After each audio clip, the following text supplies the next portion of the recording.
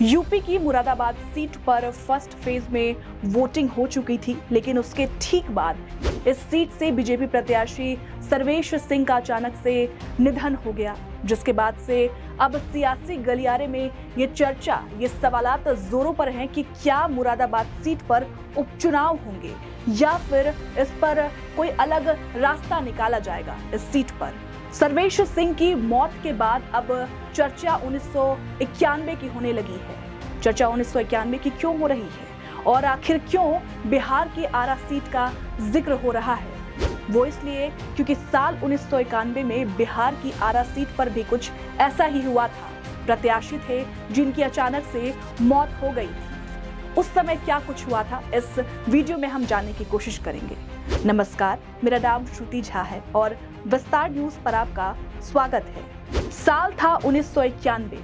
ठीक 16 महीने पहले ही 9वीं लोकसभा भंग कर दी गई थी। देश अब 10वें आम चुनाव के लिए तैयार था। उस वक्त देश की राजनीति मंडल और मंदिर के इर्द गिर्द केंद्रित थी। साल 1991 में एक बार फिर से लोकसभा चुनाव का बिगुल बजा। इस चुनाव में बिहार की आरा लोकसभा सीट से निर्दलीय उम्मीदवार के तौर पर सूर्यदेव सिंह उतरे। 4 बार विधायक रहे सूर्यदेव सिंह इस बार सांसदी जीतकर संसद पहुंचने के लिए पूरी तरीके से तैयार थे। दूसरी ओर जनता दल ने राम लखन यादव को उम्मीदवार बनाया था।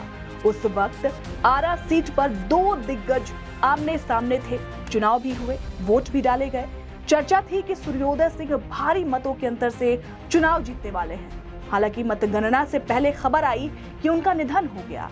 हालांकि जब मतगणना हुई तो राम लखन सिंह यादव चुनाव जीत गए थे और उस सीट पर चुनाव भी नहीं कराने पड़े थे। अब जब सर्वेश सिंह का निधन हो गया है तो चर्चा है कि क्या मुरादाबाद सीट पर उपचुनाव होंगे। ऐसे में राजनीतिक पंडितों का कहना है कि अभी उपचुनाव की बातें दूर तलक है। इसके लिए मतगणना तक रुकना होगा।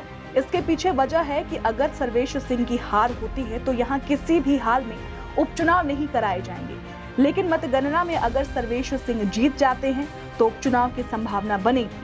अगर काउंटिंग डे पर सर्वेश सिंह की हार होती है और दूसरा कोई प्रत्याशी विजेता बनता है तो वही सांसद बनेगा। तब उत्तर प्रदेश की मुरादाबाद लोकसभा सीट पर उपचुनाव की जरूरत नहीं होगी, ऐसा एक्सपर्ट्स का मानना है।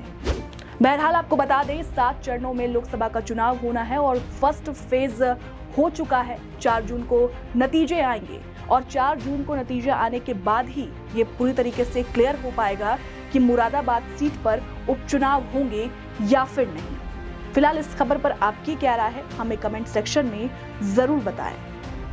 और देश दुनिया की तमाम खबरों के लिए आप देखते रहें विस्तार न्यूज। शुक्रिया।